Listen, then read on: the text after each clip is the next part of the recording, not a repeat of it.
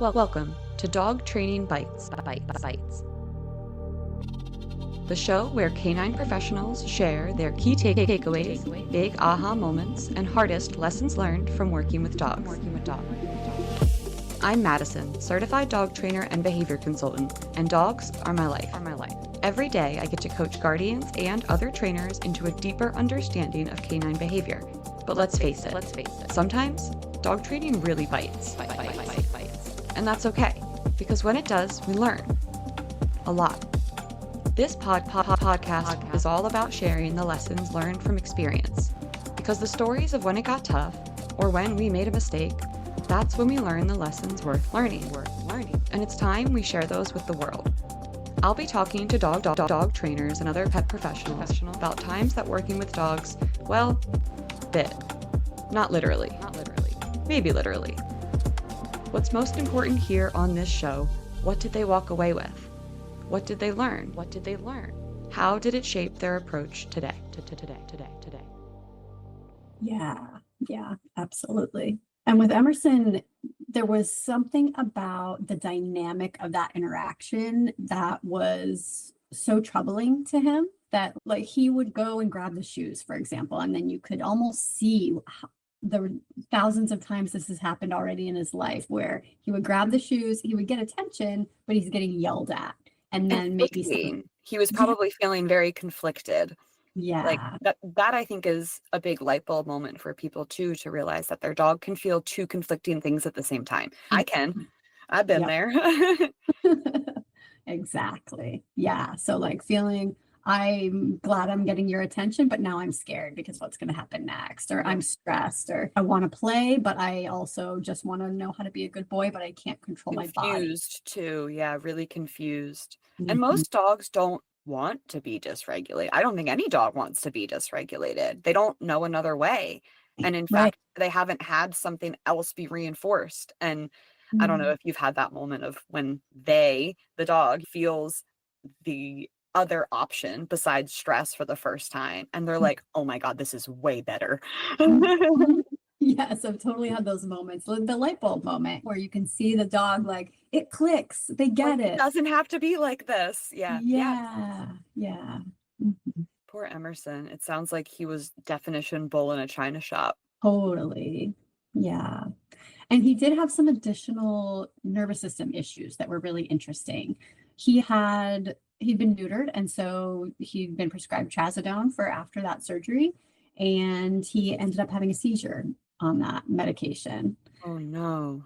Yeah. And then another time he had been in a previous home, and I was able to connect with that person. And she told me about a time when the vet had prescribed Xanax. So they tried giving him Xanax, and he had this hyperaggression dysregulation episode that took hours to resolve. So there was like really something going on neurologically with this dog. Yeah. So it was really interesting. So what is I know you said that Emerson's brought a lesson into your life that then trickled down in some way to the way that you worked with Muggins. So what was the way forward here for poor Emerson, who it sounds like had no idea what a baseline was and how to come down to it? Yeah. One of the big pieces was I really started shifting my perspective from away from behavior and on to nervous system regulation. That was like a really big shift, to really think less about rewarding or punishing behaviors, because behaviors are the symptoms of what's going on underneath. And so I really wanted to address what was going on underneath and help this dog's nervous system to get into a rhythm and help him learn that he could have his needs met if he could just communicate what those are, and if the people around him could just recognize what those needs are. So that was a huge piece. And then a piece that there's like so many components of nervous system regulation. But one piece that I really hadn't considered as much prior to Emerson was how much feeding impacts nervous system regulation. right? Yeah. And Emerson was a dog who actually wasn't getting enough food. He was Aha, the opposite. exactly, which you never think of. Yeah. Especially like looking at him, he looked like he was getting enough food, but he also had an intermittent appetite. So he would eat sometimes and not others, and had a harder time eating outside. And those dogs that are labeled as not being food motivated, we can't just write that off as, oh, they're not food motivated, because there is something going on. They Yeah. need the food. They are food motivated. Just something is going on digestively that is interrupting either the appetite from having a normal cycle, or disrupting the dog from being able to feel when they're hungry. Maybe they can't feel it until it's really intense and painful. Right. Or is there digestive pain because there's IBS or some other thing going on causing inflammation that we need to address? A lot of dogs that are refusing food regularly, like we said, there's a reason. And I've seen a lot of, I'm going to put like air quotes around this, food allergies, because I don't know that they're always like an allergy so much as a sensitivity to the way that we process and produce dog foods. Like I don't know that really all the dogs out there are allergic to chicken so much as they have sensitivities to what we feed the chicken and the way that we process the chicken. It is one of the most natural drives for a dog to consume food and to feed their appetite. That is the primary driver, right? Is eat and reproduce. Yeah. And so when we see something preventing that, we have to ask why. Your dog is not stubborn. Your dog is probably not just moody, right? There's probably something more going on. Like you said, your nervous system there's a lot of interconnectedness there between your nervous system and your gut. And I am the type of person that, and this is a long time ago before I really even knew much about my nervous system, but when I was stressed, I had no appetite. And it's not just that I didn't want to eat, I couldn't. And if I tried, I would be ill. I would not be able to keep it down. And dogs have the instinct, they have the knowledge to refuse foods that have historically caused them discomfort, that have not settled well, that have caused them some type of upset. So that's something that with my clients, we get very curious whenever there's food refusal, because there's normally a good reason, but there's so many different possibilities. It could be learning history. It could be contextual, that they've eaten that food in a really stressful situation too many times. They were too past threshold. That food now has its own connotation, and it's not a physical issue. So I just think that it's something that is so important to get curious, and you can learn so much about what's really going on by looking at the appetite. Yeah, absolutely. Yeah. And like, how is the dog responding when they're supposed to be relaxing also, right? For a dog like Emerson, who had trouble with coming down from like very states of dysregulation or high arousal or excitement. Yeah. I was starting to put the pattern together of, oh, all right, the dog has been exercised, he's had the water, he's had the attention, he's played, he's eaten, but he's not able to relax for some reason. Even though he seemed to want to, he would go into the crate and try to relax, but appear really frustrated and then there was this bark that was this really unusual, very intense sound that it sounded painful. It felt painful to me. So I was wondering, it must be painful for him, whatever he's feeling.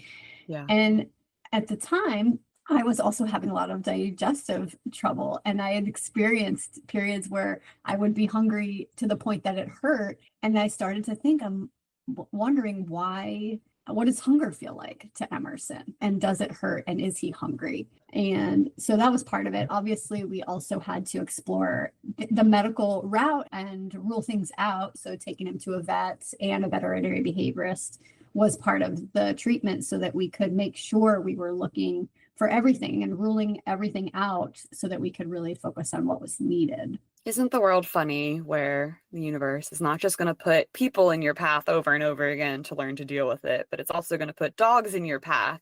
Oh, you're working through this in yourself? Here it is in dog form. Work through it here too. Exactly. Yeah, so tell me a little bit about what the resolution was and how you were able to take that step forward and kind of puzzle out Emerson, because it sounds like nothing occurs in a vacuum, right? It's not just one Mhm. thing. It's always many. I always say to my clients, it could be this, it could be this, or it could be this, but more likely it's all three. Yep. Exactly. Yeah, it was definitely a multifaceted approach. One of the things was feeding him more, really thinking about just feeding him because he seems hungry and maybe Yeah. he is asking for food. So give him more food, regardless of what it seems like he should be eating. That way you can rule out, is it just because he's hungry? And if Yeah. you give him more food to the point where, Hmm. okay, it can't be now that he just needs more food. He's had plenty of food. You Yeah. can cross that off your list and move on to the next thing. Hmm. Yeah, exactly. So that was part of it. That helped. Yeah. Also exercising him, so making sure he got enough movement in his day to be able to really just have a rhythm of sleeping, waking up, exercising, playing, eating, going back to sleep, and really trying to make sure he had consistency with that cycle. He was built like an athlete, right? He's Mhm. like a field lab. So really built to be moving, built to be doing things. And labs are retrievers in general, all the gun dogs. They're designed to work in partnership with the human. They're Mhm. designed to seek connection and work with their one person in just perfect, beautiful companionship. And my husband, who knows nothing about dogs, like never had a dog before he met me, he first time he ever saw me work with a cattle dog who was pretty reactive, but then in play he saw how what a machine they are in play. He said, I Mhm. guess it's got to go somewhere. Yeah, exactly. That's a perfect quote. Yeah. Yeah. I know. I like to quote my husband who knows nothing about dogs because it's true. And I actually rephrased it to one of my students the other day of, when the tank is full, we can't just siphon gas. We have to burn it. You have to Mm. burn it. It Mhm. has to be used efficiently. Otherwise, what's the point? Yeah, absolutely. That's a great analogy. Mhm. So what were some of the ways to unlock that in Emerson? Because I feel like with a dog who can't regulate, it can be really hard to have like appropriate, productive engagement because it's just chaos, right? It's just bull in a china shop. So how were you able to funnel that drive into something appropriate and productive? Mhm. We taught him structured games, like not just free play, but like a fetch game that Like a had purpose. a Yeah. lot of structure where Emerson could know exactly what he was supposed to be doing during that game. And the game also included practice of skills that were related to self regulation. He would offer a sit and then I would throw the toy and he Mhm. would run and get it and bring it back. And then maybe we would play tug a little bit or I would pet him. And then when he was ready, he would drop it and then he would sit and then I would throw it again. So he could practice transitioning between running and getting Bringing some it down, coming action. up and then bringing it back down. Yes, exactly. And also pairing the bringing the toy back with me petting him because he really was craving that connection with another human, but he didn't know how to do it in the right way. And if he had something in his mouth already, then he was less likely to grab onto my clothes or to jump or something like that. And so he could get that loving and touch that he really was looking for. I've And, got a but it, lot of dogs that really just can interact with people a lot better when they got something in their mouth. Like, yeah. it's just much more comfortable for them because otherwise they have this frantic, like, looking around for something to put in their mouth. And Yeah. when you practice enough of, please don't mouth me, I'll engage with you when you're not mouthing me, they Mhm. want to grab that item because they're like, I know I can be better when I just have this Yeah. thing in my mouth. Yeah, exactly. So once they realize that, then you have to create the opportunities for them to use that skill. Emerson was using that skill by grabbing shoes or the Right. garbage can But then he's lid. getting yelled Right? at, like, but I'm not biting you. That's the whole point. Yeah. So when I realized that he was really trying to be intentional by grabbing the wrong things, Yeah. I made sure that the right things were more available, but I also changed my response to what he would do when he would grab the wrong things. And I would actually thank him for grabbing the wrong things because we don't want to ignore those behaviors that a lot of people, right, think Yeah. we need to ignore it so we're not rewarding No, it. because that would just be too frustrating. Exactly. I Yeah. like to use, this is something I've been trying to do more of. The actual cue I've been using is try again. And Right. it doesn't mean that's a bad behavior. It just means that wasn't actually what I was looking for. And Mhm. it's trying to promote that like curiosity of like, I could do this or I could do this without the frustration. Some dogs it's not going to work great for. Some dogs it's a game changer for. Dogs that do want to offer things. Some dogs are like, they're going to offer one thing. And if it's not it, they're like, okay, I give up. Yeah, exactly. Yeah, that's a But great Emerson's, view. he sounds like he was really high drive, Mm. really high drive. In a lot of ways, yeah. I think mostly high intelligence, just so bright, really paid attention to patterns that the people were doing and the rhythm of the home Yeah. and all of that. And and he wanted to play, right? He had a sense of humor and a sense of playfulness. And one of the things he would do with the like grabbing the shoes is he would grab it and run, right? Like, you're going to yell at me, I'm going to run away. And so I thought about, how do I get him to actually bring it to me? Because he's a retriever. Why not teach him to bring me things in his Right. mouth, right? Use his natural strengths and funnel them in the right way.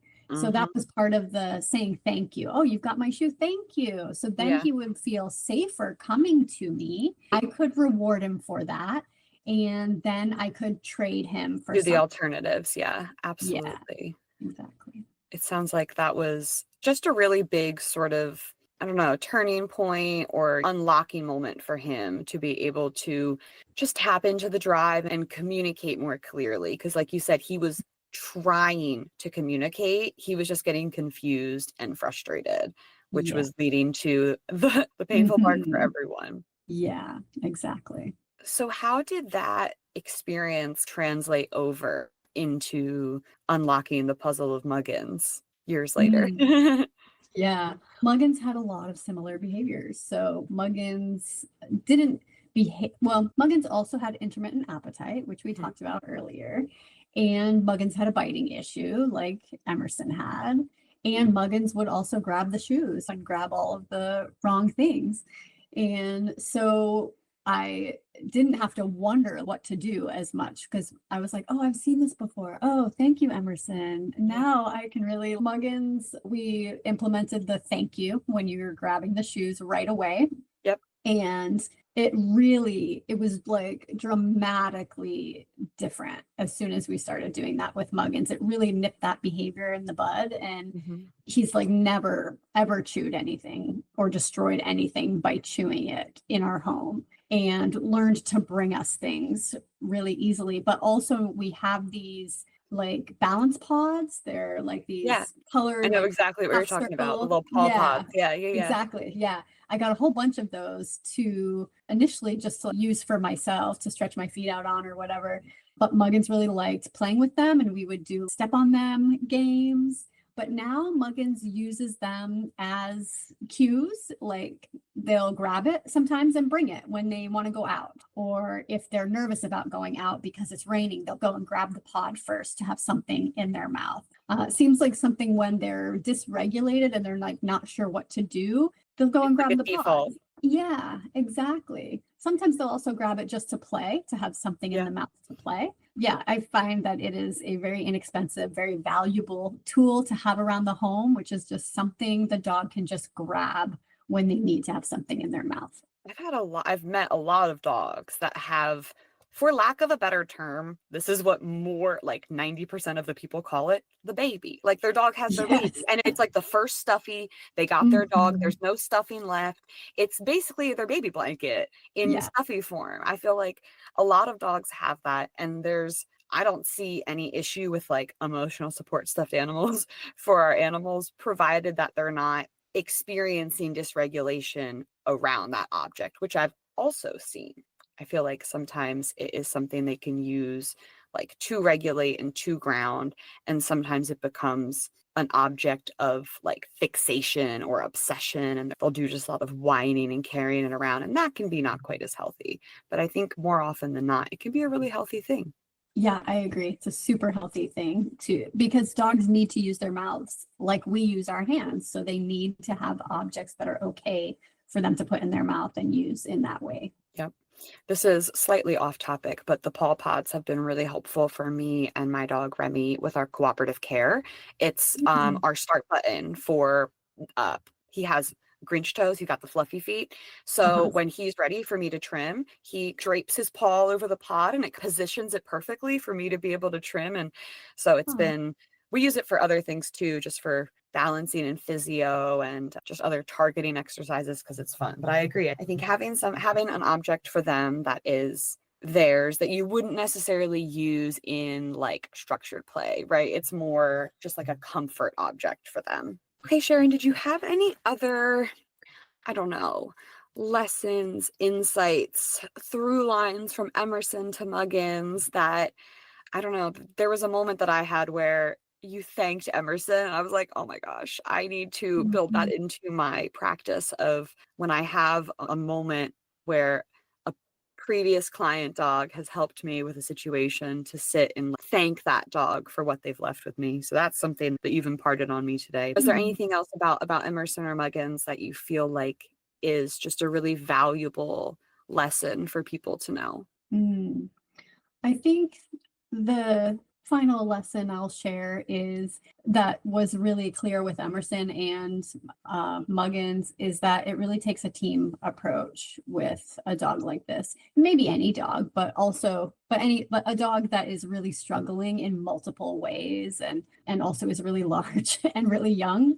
It takes a team. Emerson's story ended up so great because we found an adoptive family that was willing to take on the challenge of Emerson, but also was willing to continue working with me and the veterinary behaviorist and really make sure that they understood how to communicate with Emerson and could give him a home that could meet his needs.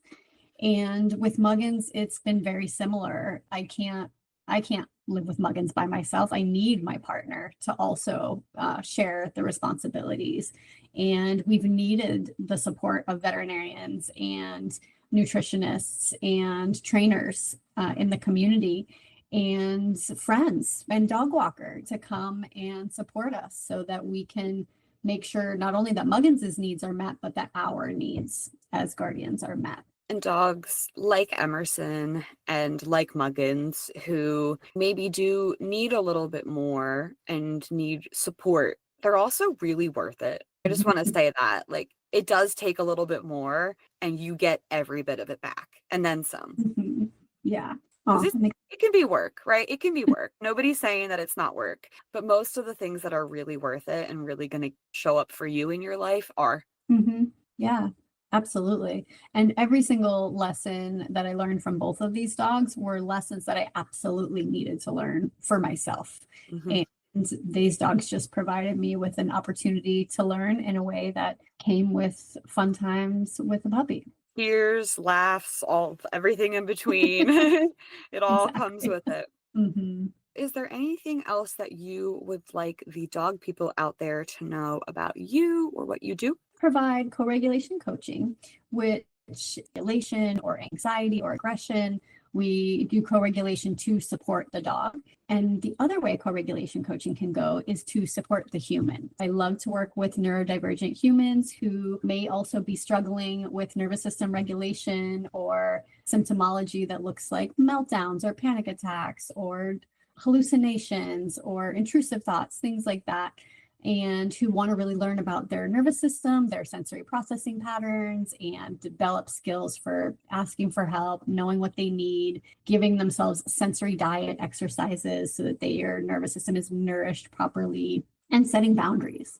So that's how co-regulation program can go two different ways. And then I also offer behavior consulting. If you're just at a loss for what to do with your dog and you need some extra support to know what is actually going on, maybe looking deeper at the sensory processing patterns of the dog and learning about how that can contribute to behavior, then you can just do a one-time session of behavior consulting.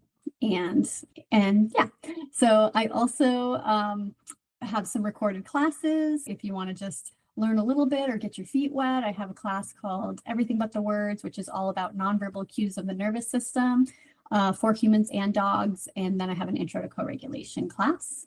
And I'll be developing some more things over the next year. So I'd love to have you tag along. I love it. I'm so excited to jump into your resources and see what next year has to hold.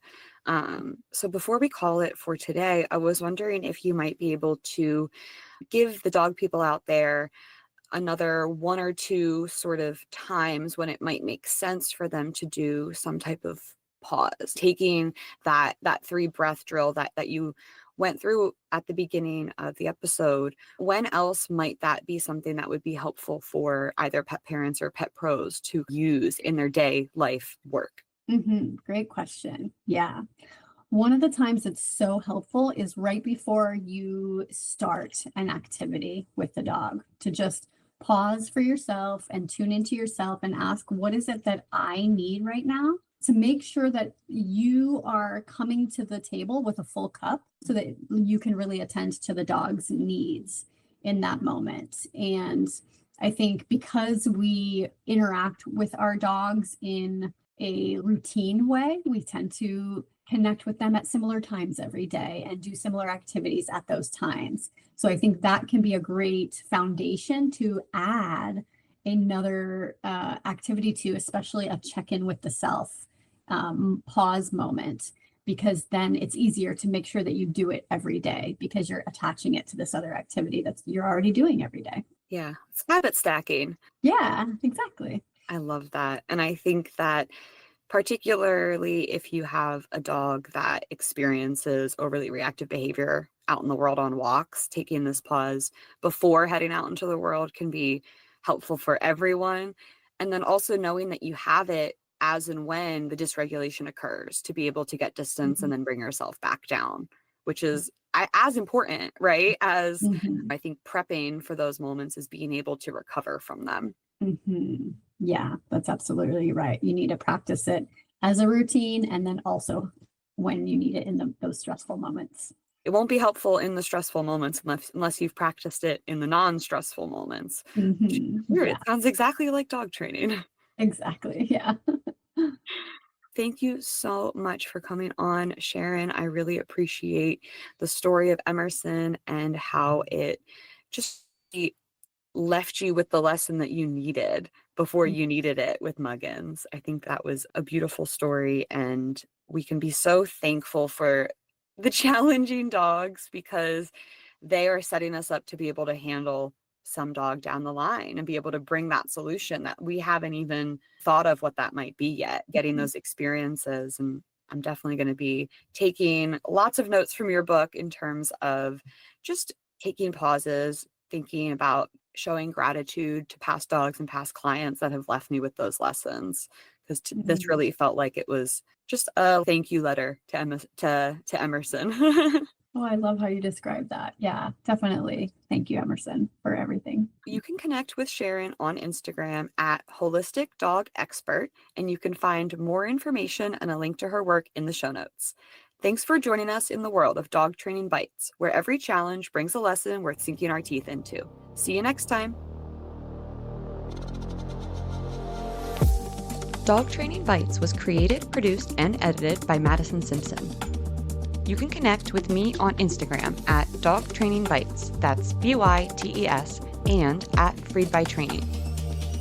For information on today's guest and resources for help with your dog or dog training education, visit www.dogtrainingbytes.stream. Looking for more? Listen to my other show, Unpacked, a clinical dog training podcast co-hosted by Sailor Jerry the Dog Trainer and produced by Straight Up Dog Talk, LLC.